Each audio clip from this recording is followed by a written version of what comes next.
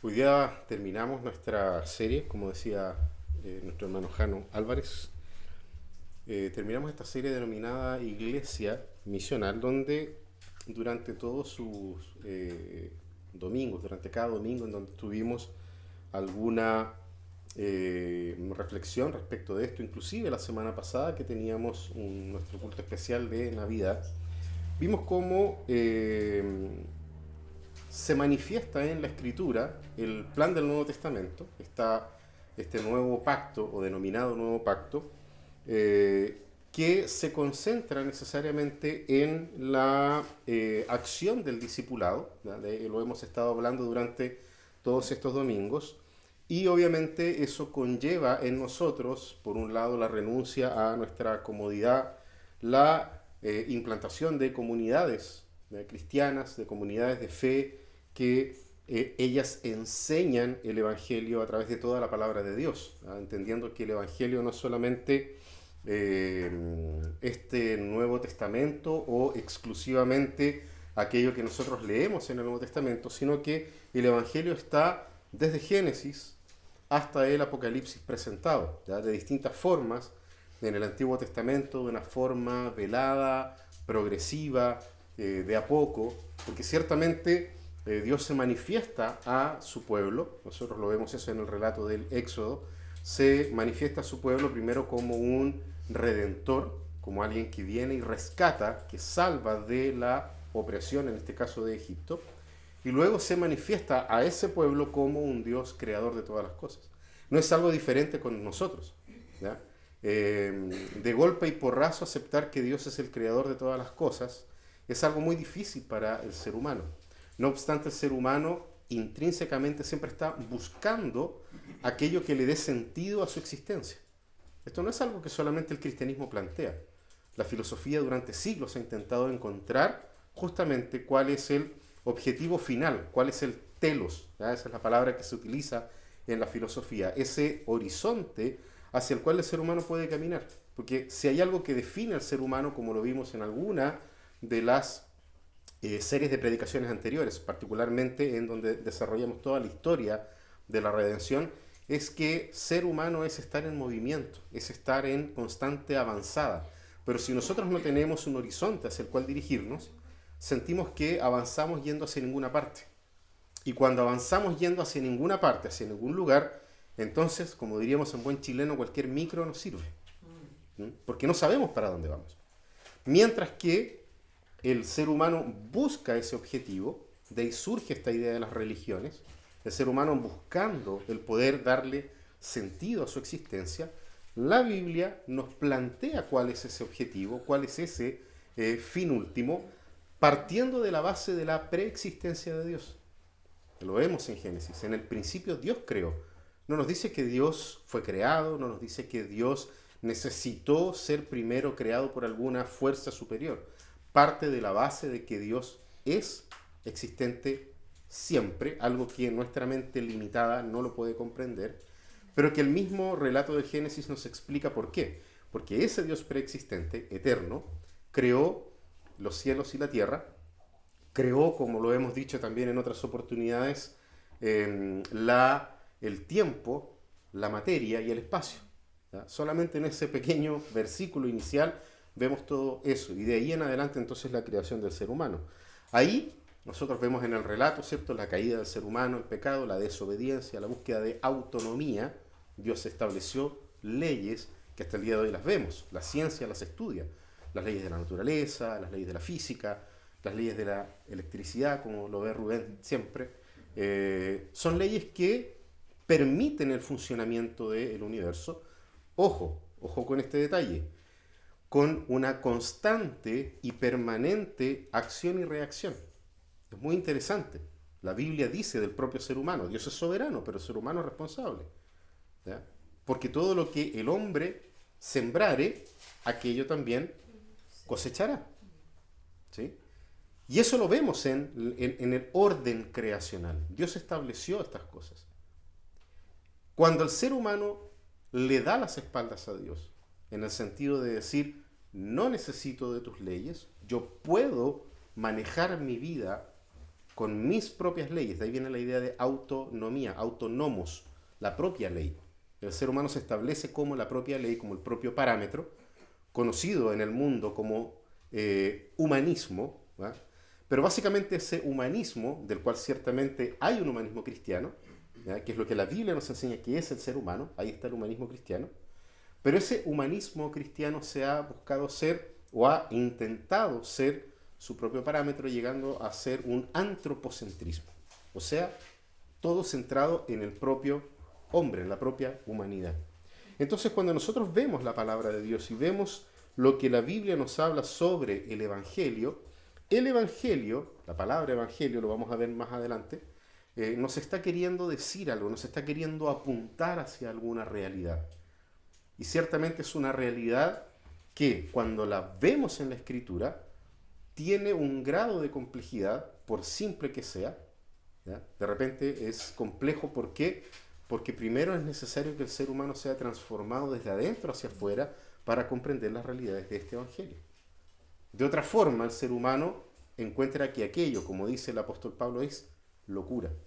Los canutos están locos, ¿ya? Los evangélicos son personas que les falta, son personas que, no sé, les faltan tablitas para el puente, que tienen amigos imaginarios y una serie de otras cosas que se puede decir, ¿ya? Y que nosotros podemos molestarnos o no. Pero sabemos que la palabra ya nos advierte que el Evangelio de Jesucristo para este mundo es una locura, pero es poder de Dios para aquellos que creen, ¿ya? Entonces nosotros no podemos olvidarnos como iglesia misional de poder vivir el Evangelio. Vivir el Evangelio. Fíjense que no es solamente como muchas veces se aplica esta idea de predicar el Evangelio con una campaña evangelística, por ejemplo, que no está mal. Durante los años 60, 70 principalmente, y parte de los 80, las campañas evangelísticas eran el eje central del movimiento misional de la iglesia. Se arrendaba una carpa grande y se metía gente dentro y se traía a un evangelista. Y ese evangelista entonces predicaba de distintas formas el Evangelio y muchas personas llegaron al conocimiento de Dios. No podemos desestimar ese tiempo en la historia de la iglesia. ¿Hubo una reacción sobre eso? Claramente sí. Porque la iglesia se comenzó a ensimismar, en vez de tener esta fuerza centrífuga que lleva el Evangelio a todos los lugares, comenzó a replegarse y en ese repliegue siguió perdiendo influencia en la vida cotidiana, entregando a el secularismo los principios morales, los principios educativos y todos los problemas que hoy nosotros tenemos. Son problemas que venimos arrastrando desde décadas. ¿Hay posibilidad de cambio? La Biblia dice que sí. Pero para eso nosotros necesitamos aprender y comprometernos con Dios a poder vivir el Evangelio, ese Evangelio que recibimos de nuestro Señor Jesucristo, como el gran desafío que tenemos para cumplir con la gran comisión que Dios nos dio en Cristo. Hay básicamente dos cosas, un gran mandamiento y una gran comisión. El gran mandamiento es amar a Dios con todo nuestro corazón, alma y mente, y a nuestro prójimo como a nosotros mismos. Y la gran comisión es hacer discípulos. ¿De quién? De ese Dios en el cual nosotros confesamos. Entonces el texto que vamos a leer aquí en Mateo, capítulo 28, del 18 al 20, él no solamente va a ser la base de la reflexión de hoy, sino que ha sido nuestra base bíblica porque establece el compromiso que nosotros tenemos o estamos llamados, ¿ya? Ese compromiso al que estamos llamados a servir a través de todo lo que nosotros hacemos. Y compromiso con este Rey de Reyes, con este Señor de Señores, que nos dio esta orden y que debe quedarnos muy claro como iglesia. Por eso vamos a cerrar esta serie con este famoso, conocido versículo de la Gran Comisión. Ahora, fíjense que la palabra evangelio, antes de dar lectura ahí a Mateo 28, la palabra evangelio en el idioma griego, ¿no? La palabra evangelión o evangelión, que no tiene que ver con esa anime, ¿cierto?, japonés, sino que es todo lo contrario inclusive de lo que es ese anime japonés. Porque en el caso de la palabra evangelión es una buena noticia, ¿ya? Por eso digo es contraria, ¿ya? Los que han visto Evangelion saben de lo que estoy hablando. Si no, no se preocupen, ¿ya? No es relevante para lo que vamos a hablar hoy día. Ahora, esta palabra era usada, y es muy interesante, porque era proclamada en las ciudades del Imperio Romano, ya estamos hablando de ese momento de la historia, y era anunciada, ¿ah? Se anunciaba un evangelio, y la gente se reunía para escuchar cuál era esa buena noticia. ¿Y cuál era esa buena noticia? Por ejemplo, la curación de un enfermo. ¿Ya? Era necesario que todos supieran de que una persona había sido sanada, por los medios que sean. Ya hemos hablado nosotros cómo, ¿cierto? El mensaje del Evangelio también es la sanidad de nuestro cuerpo, ¿sí? Y lo hemos visto cómo Dios usa medios ordinarios y medios extraordinarios para poder traer sanidad a nuestros cuerpos. De ahí entonces que los cristianos pueden confiar en la ciencia médica para sanar sus cuerpos. ¿Ya? Podemos orar al mismo tiempo, y de hecho la invitación es esa. ¿Sí? Lo vimos en la serie sobre salud mental, cómo el Señor nos llama a confiar en ambas cosas. ¿Sí? Porque Él obra de forma extraordinaria y ordinarias. Él se usa de todas estas cosas. Entonces había ahí una buena noticia, una persona había sido sanada. También era una buena noticia el hecho de que alguna persona, por ejemplo, tuviese el nacimiento de un hijo. ¿Ya? Y esto era bastante común. No nos olvidemos, por ejemplo, de lo que ocurre con los profetas. Cuando vimos justamente también en la serie Salud Mental al profeta Jeremías, el profeta Jeremías dice que maldice, en este acto de depresión profunda en la que estaba, maldice a la persona que le llevó la noticia a su padre de que él había nacido. ¿Ya? Si nosotros vemos cuál es la palabra que se usa, por ejemplo, en la Vulgata, que es la traducción al griego del Antiguo Testamento, la palabra que aparece ahí que le llevó la noticia es la palabra evangelio. Porque había una noticia de que había nacido un niño. ¿Sí? Los ángeles, cuando traen la noticia, ¿ya? Les venimos a anunciar una buena nueva, ¿cierto? Que ha nacido en la ciudad de David un Salvador que es Cristo el Señor. La palabra ahí es evangelio. Entonces, tiene que ver con matrimonios, tiene que ver con nacimientos de hijos, curaciones de enfermos y así una otra serie de buenas noticias, cosas que nos ponen contentos, felices, ¿sí? Y eso es lo que significa, desde el griego, buena noticia. Lo interesante es que Jesús utilizó esta palabra para poder identificar el hecho de que hablar de Él y de su reino es una buena noticia para este mundo desesperanzado, para este mundo que anhela tener un significado, para este mundo, y cuando hablo de mundo hablo de nosotros seres humanos, personas que tal vez no tenemos esperanza o nos falta esperanza o necesitamos tener respuestas en nuestras vidas. ¿Cuál es la buena noticia? La venida de Jesucristo. Es mucho más complejo que simplemente decirlo así. Por eso es necesario que hagamos discípulos, como lo vamos a leer. ¿Por qué? Porque hay una relación estrecha entre no solamente creer, sino que entre creer y ser discípulo de Jesús. Ser un discípulo de Jesús. Entonces, todas las implicaciones de esta buena noticia tienen que formar parte del contenido del mensaje del Evangelio. Y esto es lo que llamamos evangelizar. Eso es el verdadero evangelismo. Vamos allí a Mateo 28. Como les dije, vamos a leer desde el versículo 16 hasta el versículo 20. Dice así la palabra del Señor. Pero los 11 discípulos se fueron a Galilea, al monte que Jesús les había señalado. Cuando le vieron, le adoraron, mas algunos dudaron. Y acercándose Jesús les habló diciendo: Toda autoridad me ha sido dada en el cielo y en la tierra.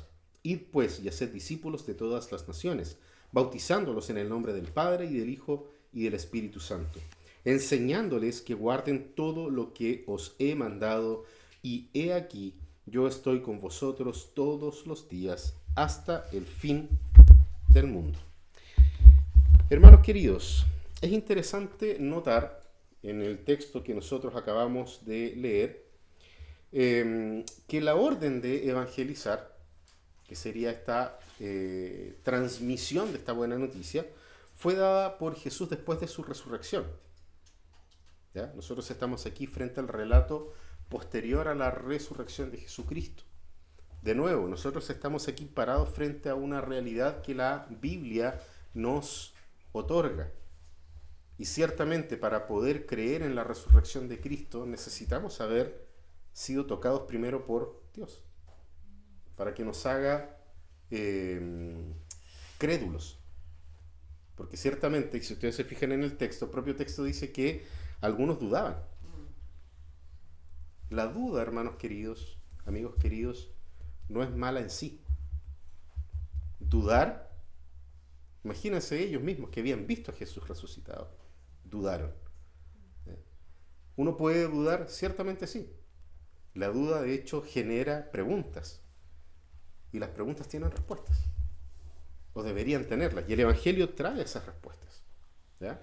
Entonces es interesante cómo de partida vemos un relato posterior a la resurrección de Jesús. De hecho, todos sabemos que eran 12 los discípulos, pero aquí se nos menciona a 11. El hecho es que, si leemos todo el relato hacia atrás, nos vamos a encontrar con el suicidio de Judas. Algunos plantean a Judas como el héroe de toda esta historia, porque él fue el que entrega el sacrificio. ¿Ya? Algunos ven a Judas como esto. Pero la Biblia es clara respecto de la función de Judas, de lo que ocurre con él, de lo que ocurre en él, y de la forma en que él es partícipe de esta historia, que no es distinto a la forma en que participa cualquier persona que no cree en Jesucristo. Rechaza, reniega y no se somete. No hay una diferencia entre Judas y aquellos que hoy rechazan, reniegan y no se someten a Cristo. Si Él es el Dios Todopoderoso, fíjense las palabras que usa Jesús: toda autoridad me fue dada. Entonces ciertamente aquellos que rechazan esta autoridad no son distintos a Judas. Y de una u otra forma, cuando estamos en enemistad con Dios, todos somos Judas. ¿Ya? O sea, deberíamos andar todos con una polera con un hashtag: todos somos Judas. Porque de una u otra forma somos así. Rechazamos, renegamos y no nos sometemos a este Rey de reyes y Señor de señores. Fíjense que Jesús entonces da esta orden de evangelizar luego de su resurrección.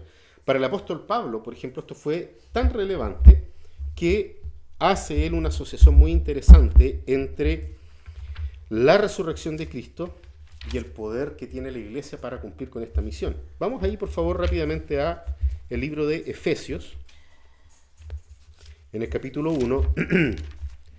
Efesios capítulo 1, versículo 19 al 23, dice así: y el cual es la extraordinaria grandeza de su poder para con nosotros los que creemos, conforme a la eficacia de la fuerza de su poder, el cual obró en Cristo cuando le resucitó de entre los muertos y le sentó a su diestra en los lugares celestiales, muy por encima de todo principado, autoridad, poder, dominio y de todo nombre que se nombra, no solo en este siglo, sino también en el venidero.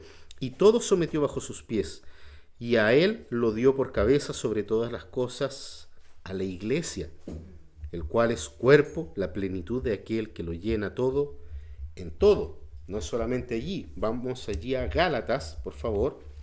Gálatas capítulo 2, versículo 20, el apóstol Pablo se refiere a esta situación nuevamente de una manera distinta, no igual que en Efesios, pero en Gálatas 2:20 dice: con Cristo he sido crucificado, y ya no soy yo el que vive, sino que Cristo vive en mí. Y la vida que ahora vivo en la carne, la vivo por la fe en el Hijo de Dios, el cual me amó y se entregó a sí mismo por mí. Ahí está nuevamente el acto de la muerte y resurrección, y por la resurrección, el hecho de que en nosotros está la fuerza de Cristo. El mismo poder que levantó a Cristo de la muerte está con la iglesia. Y quiero mencionar más uno en Filipenses,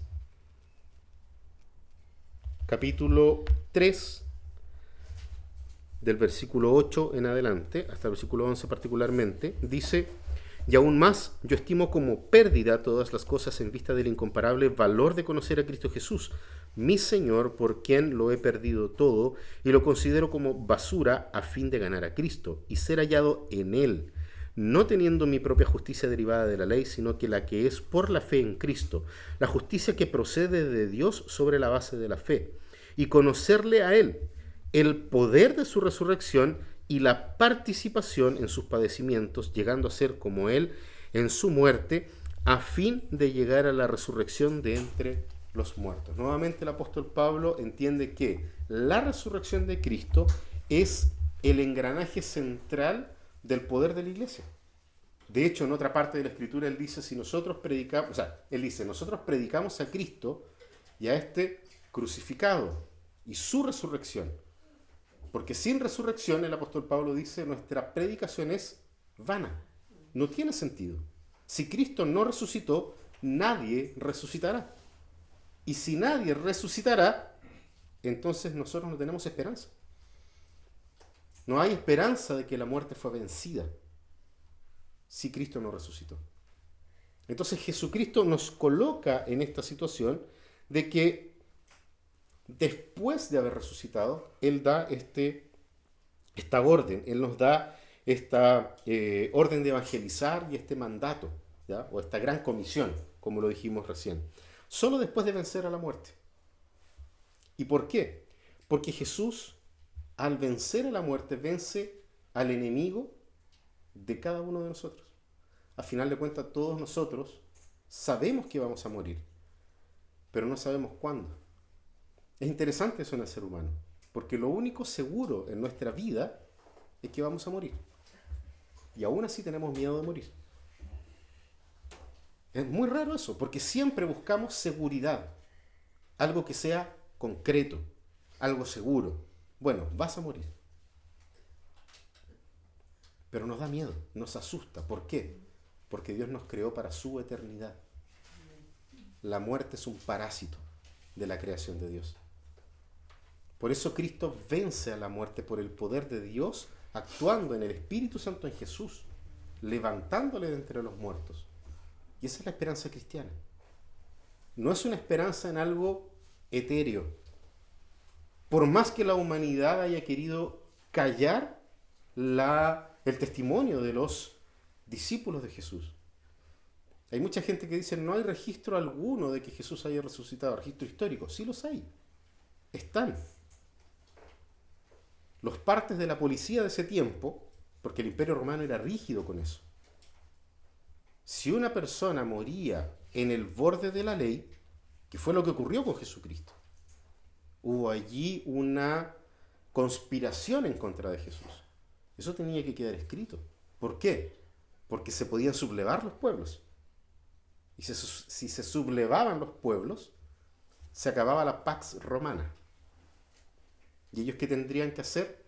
Invadir, como todo imperio, y matarlos a todos. Pero eso también eran menos recursos para el imperio. Entonces todo eso quedó escrito en la historia. El tema es que, claro, la humanidad no quiere creer que Jesucristo resucitó de entre los muertos. ¿Qué podemos hacer? Callémoslo. Eso está en la Biblia. Los líderes judíos de ese tiempo dijeron que nadie lo sepa. Inventen algo, digan que se robaron el cuerpo. Porque pensemos en eso, lo dijimos en nuestra predicación de la Pascua de Resurrección.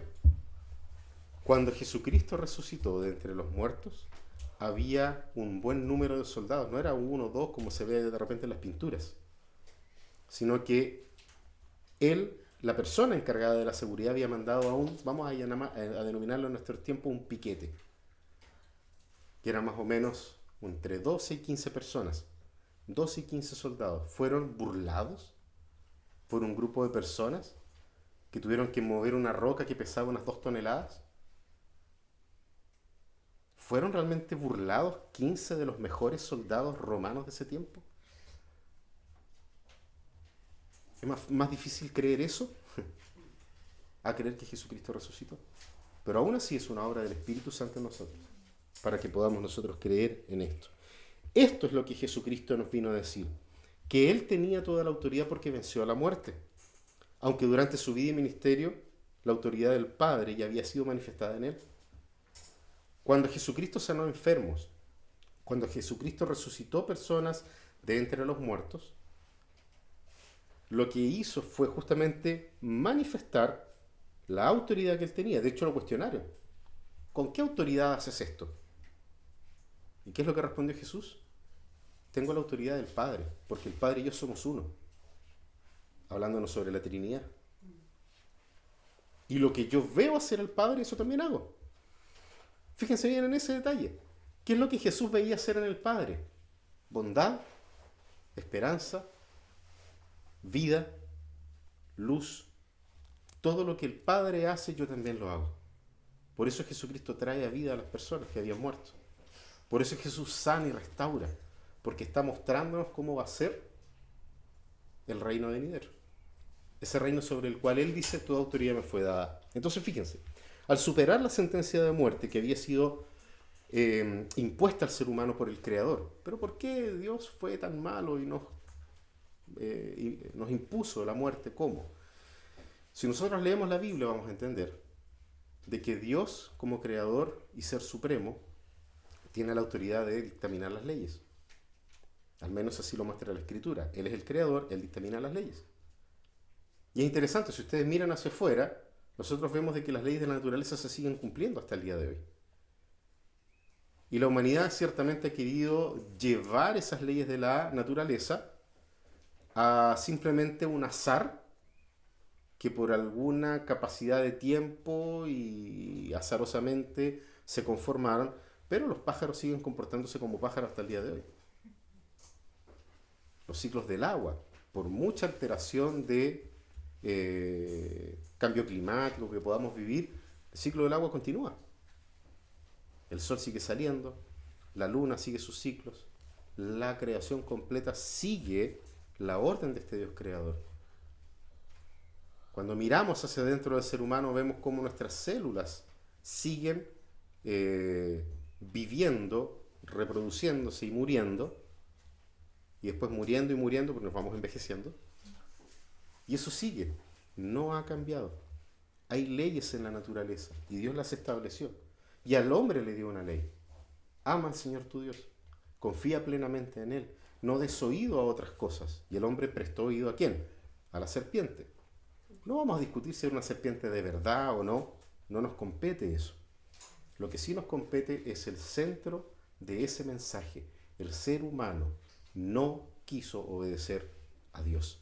Teniendo la libertad, no la quiso y prefirió someterse a la mentira de Satanás. Entonces, frente a esa realidad, Dios envía a Jesucristo para poder presentarnos este nuevo mensaje, este mensaje del Evangelio. Y cuando Jesucristo entonces muere,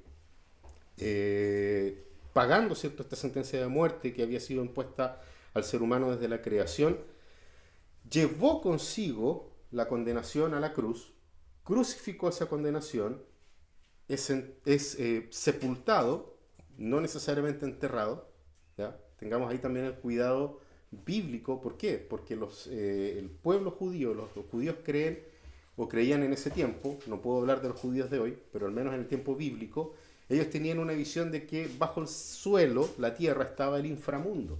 Eso era algo muy popular también en las otras religiones de Oriente Medio. Por esa razón ellos colocaban a sus muertos en cuevas, ¿ya?, para no bajarlos al inframundo. Entonces Jesucristo es colocado también, de hecho la Biblia lo dice, que había un sepulcro de una persona que nunca había sido utilizado y colocaron a Jesús allí, en esa cueva, y colocaron entonces la roca. Fíjense cómo Jesucristo, habiendo llevado la condenación a la cruz, habiendo sido sepultado, cuando resucita, vence al enemigo, muerte, a este parásito que entró, y declaró entonces su plena y total autoridad. Y esto, amigos, es importante, porque Jesucristo vino a vencer al enemigo final. Las películas hollywoodenses siempre muestran un enemigo último, ¿cierto? Y que todo ocurre en la historia para vencer a ese enemigo último y final. Es interesante porque, claro, nosotros decimos, entonces si Jesús venció a la muerte, ¿por qué seguimos muriendo? ¿Por qué muere la gente? ¿Por qué se murió mi papá? ¿Por qué se murió mi mamá? ¿Por qué se murió mi abuelo, mi abuela? Porque hay una promesa escatológica, hay una promesa del fin de los tiempos, en que Jesucristo regresará para vencer plenamente todas las cosas. Pero eso ya comenzó cuando Jesucristo resucitó de entre los muertos. Y esa autoridad de Jesús le fue dada a la iglesia por gracia. Ahora, esto es importante porque la autoridad que se le dio a la iglesia no depende de nosotros. No depende de un llamado particular a una persona individual, no depende de una denominación. Esto no tiene que ver con denominaciones. Tampoco depende de las circunstancias como lo hemos visto hasta aquí, sino que depende de la autoridad de Jesús. Y mientras Jesús esté sentado a la diestra de Dios Padre, esa autoridad ha sido delegada a la iglesia, a esta iglesia misional. Entonces esta autoridad no es menor. La autoridad que tiene la iglesia misional no es menor. El texto que leímos nos dice que es una autoridad de alcance cósmico. Va mucho más allá de lo que nosotros vemos aquí. Habla de una autoridad en el cielo y en la tierra. O sea, está hablando de una autoridad plena, absoluta. Y es interesante notar cómo Jesús conecta estas cosas en momentos distintos. Por ejemplo, pensemos en la oración del Padre Nuestro, en la oración de Jesús en el Padre Nuestro. ¿Qué es lo que dice Jesús sobre esto mismo? Hágase tu voluntad en la tierra como en el cielo. Para Jesús, esa conexión entre este mundo y el mundo donde habita Dios, el lugar de habitación de Dios, no es distinto. Es algo que debe ocurrir de manera natural. Y eso es lo que Jesús quiere que nosotros como iglesia seamos conscientes, de que nosotros podemos vivir hoy dentro de ese lugar, dentro de ese reino, que es el reino de Él. Y ese reino ciertamente está compuesto de personas. Y aquí habemos un grupo de personas que conformamos parte de ese reino y somos llamados, convocados para poder alcanzar a otros para que se sumen a este reino. Esto no tiene que ver con política humana. Esto no tiene que ver con reinos humanos. Aquí no estamos hablando de los reyes de Inglaterra, ni de España, ni de ningún lugar. Estamos hablando de algo, como les dije, superior a todo esto. Entonces, además de predicar la buena noticia o la buena nueva, hay que vivir una vida misional, una vida evangelística. Y eso es lo que hemos visto durante toda esta serie. Y esto nos va a ayudar a nosotros como iglesia a poder anunciar cuál es el mensaje mientras cada uno de nosotros sea parte de este mundo. O hasta que el Señor nos permita vivir en este mundo, debemos anunciar esta noticia. El gran desafío no es trabajar un aspecto u otro, o sea, evangelizar o vivir una vida misional. ¿Ya? A veces se ha caído en separaciones que no tienen por qué existir. ¿Ya? Se le da énfasis al evangelismo hacia afuera, o se le da una prioridad, o se mueve a la iglesia a vivir vidas piadosas, como ocurrió con los puritanos, por ejemplo. ¿Ya? No tiene que ver ni con uno ni con lo otro, sino que nosotros debemos cuidar este jardín que Dios creó, el mundo, hacerlo productivo, porque eso es lo que la Biblia nos muestra. Nosotros afuera hay una huerta, ¿ya? Ahí vemos cómo el ser humano puede hacer productiva la tierra que Dios creó, manteniendo nosotros espacios hermosos, espacios bonitos, manteniendo la creación de Dios, en fin, una serie de cosas que también las vimos en una serie que hablamos sobre Dios o Jesucristo como el Señor de todas las cosas. Gracias por recordármelo. Allí entonces nosotros estamos insertos como iglesia para poder obviamente mantener este equilibrio entre cuidar lo que Dios ha creado y por otro lado hacerlo productivo. ¿Y cómo lo hacemos productivo? Haciendo discípulos que entiendan esto y poder seguir generando lo que significa la venida del reino de los cielos aquí a la tierra. Ahora, fíjense hermanos que esta misión de la iglesia nosotros la podemos llevar a cabo en el hacer discípulos, ¿ya? Y aquí, hermanos, algo que lo habíamos dicho antes, no es malo que lo recordemos de nuevo. Se le ha dado un énfasis muy grande a la palabra id. De hecho, la lectura que tuvimos acá también lo tiene de esa forma traducido. Versículo 19 dice id. ¿Ya? Eso suena en el español a un imperativo, ¿cierto? Es una orden. ¿Ya? Vayan. Sin embargo, el verbo en griego, la palabra, el imperativo es hacer discípulos. No es el id. Nosotros podemos hacer discípulos yendo, enseñando y bautizando, como dice la Escritura. Pero eso lo recuerdo solamente como algo que ya hemos hablado antes, Porque la misión de la iglesia de hacer discípulos solo se podrá llevar a cabo de manera concreta y real si nosotros lo practicamos en una, voy a denominarlo, un cuádruple alcance. ¿Ya? Fíjense bien en el texto, y los que tengan ahí una Biblia de papel pueden tal vez subrayar, pero existen 4 veces la palabra todo, todo o toda, ¿sí? Donde nos manifiesta justamente los absolutos que tiene esta gran comisión, ¿sí? Veamos entonces cuál es este cuádruple alcance del hacer discípulos. Primero, toda autoridad. El texto parte con eso. Si bien es cierto, tenemos una introducción donde dice que fueron hasta Galilea en obediencia. Fíjense que hay ahí un llamado a la obediencia. Jesús les había dicho, vayan hasta Galilea y esperen allí el lugar en donde yo les voy a mostrar. Y ellos fueron hacia allá. A pesar de que dudaban, o algunos de ellos dudaban, pero le adoraron a Él. ¿Por qué le adoraron? Porque era Dios. Ojo con ese detalle. Dentro de la cultura judía, adorar otra cosa que no sea Dios era un pecado terrible. Pero ellos adoran a Jesucristo resucitado. ¿Por qué? Porque lo reconocen como Dios.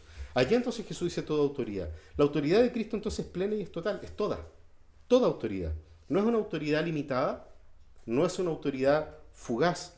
El nombre de Jesús tiene autoridad y toda autoridad, tanto en el cielo como en la tierra, para poder enfatizar, para poder enfrentar tanto a la muerte como a todas las fuerzas de este mundo. Esas fuerzas que son de oscuridad.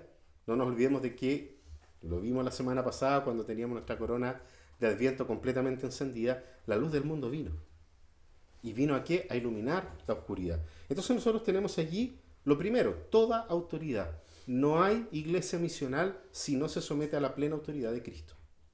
El segundo, la segunda vez que aparece todo, dice todas las naciones. Todas las naciones. La iglesia no debe elegir a dónde va a ir. Si bien es cierto, podemos involucrarnos pero la iglesia no decide a dónde ir.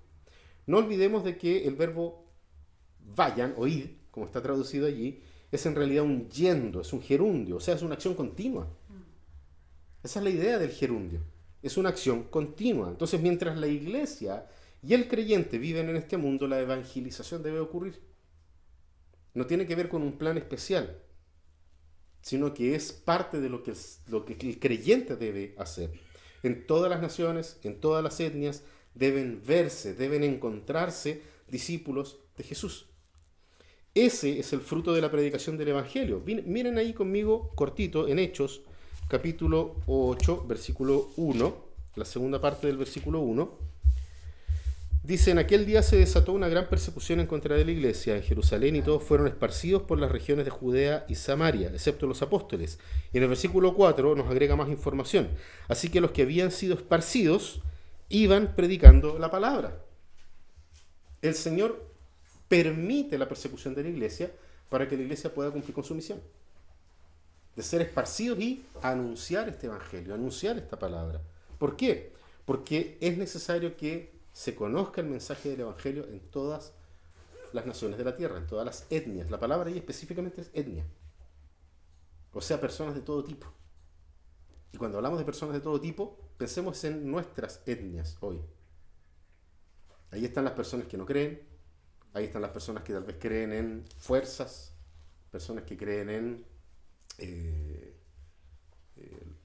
astros, en que los planetas alineados ejercen algún tipo de influencia en nuestra vida. Son tipos de personas. Ellos también necesitan escuchar el mensaje del Evangelio. Y con ellos nos encontramos todos los días. Nosotros no sabemos en qué cree, por ejemplo, la persona que nos vende el pan. Pero allí hay una persona que, si no cree en Cristo, cree en cualquier cosa. Tal vez cree en su propio esfuerzo. Y cuando las personas creen en su propio esfuerzo, pierden la esperanza. Porque ven sus propias limitaciones. No, creo en los astros. Cuando la persona cree en los astros y ve que los astros no están alineados, se desespera. Lo único seguro es que Cristo resucitó. Y que Él está sentado a la diestra de Dios Padre. Y ese mensaje tiene que ser conocido en todas las naciones.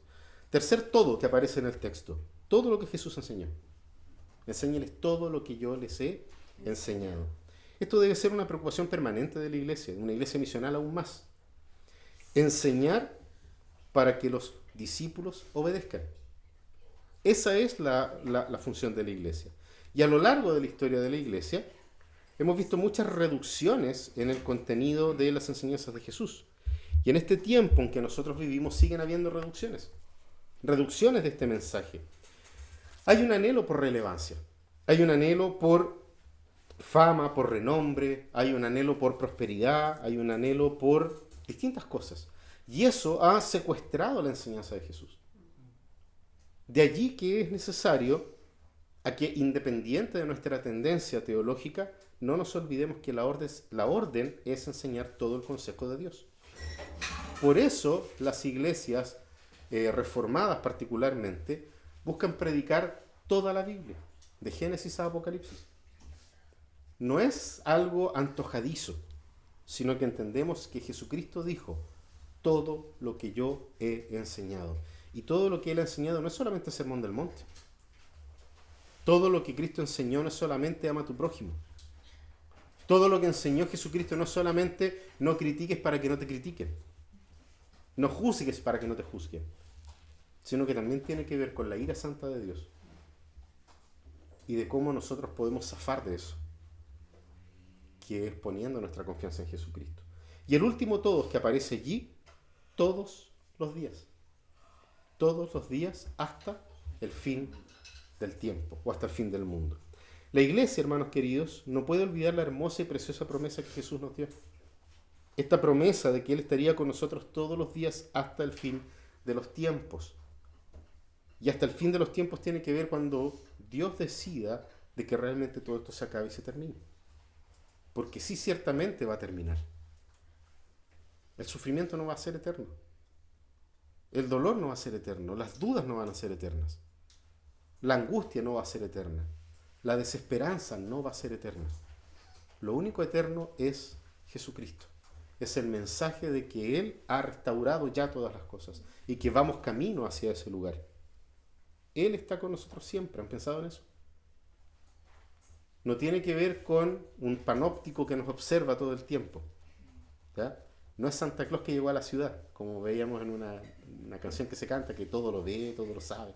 No tiene que ver con eso. Él va a estar con nosotros siempre. Y lo hace a través del Espíritu Santo. La palabra o la forma en que se presenta el Espíritu Santo en el Nuevo Testamento habla sobre este paracletos. ¿Ya? Es la palabra que usa el griego. Y es bien difícil de interpretar la palabra paracletos. Pero básicamente tiene que ver como aquel entrenador que está al lado de un deportista. ¿Se acuerdan ustedes en las Olimpiadas ahora hace poco? Ya, en los Juegos en los Panamericanos, fue lo que nosotros vimos recientemente acá en Chile. Y veíamos a los entrenadores al lado, corrigiendo. Por ejemplo, cuando veíamos estos saltos sobre las vallas y qué sé yo, ellos tenían incluso los levantadores de pesa, creo que eran 3 veces. ¿Ya? Tenían que buscar hacer su mejor marca en esos 3 momentos.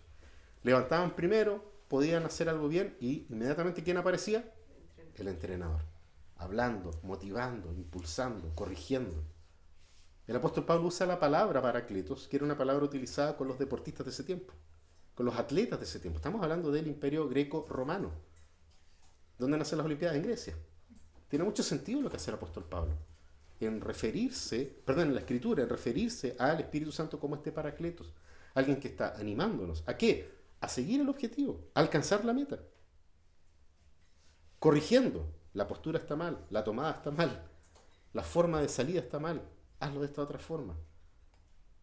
Este es tu objetivo, esta es tu meta. El paracletos. Allí, todos los días, el Señor está con nosotros. Podemos tener esa seguridad. Su presencia con nosotros es vital para la iglesia. El hecho que nosotros anhelemos, que invoquemos el nombre de Dios en cada culto, tiene que ver con esto, con que Él prometió que estaría con nosotros. Y esto tiene un solo objetivo, que es poder sostenernos hasta el día final. Sostener a la iglesia hasta el día final, hasta la consumación de los siglos o del tiempo. Tiempo establecido por Dios. Él es el que va caminando con nosotros. En este camino hacia ese horizonte, Es Cristo en la persona del Espíritu Santo que está con nosotros, que habita en nosotros para que nosotros podamos caminar con Él hacia la eternidad. Nuestro camino a la eternidad comienza hoy, comienza aquí, comienza ahora.